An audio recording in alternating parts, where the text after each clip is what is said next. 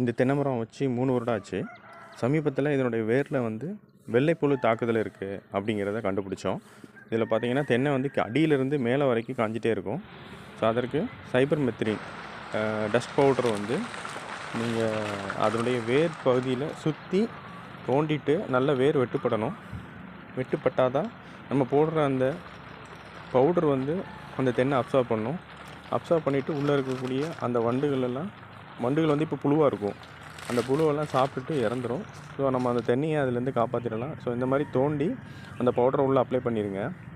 அந்த பார்த்திங்கன்னா வேரெல்லாம் வெட்டுப்பட்டுருக்குல்ல, அந்த மாதிரி கொடுக்கணும்.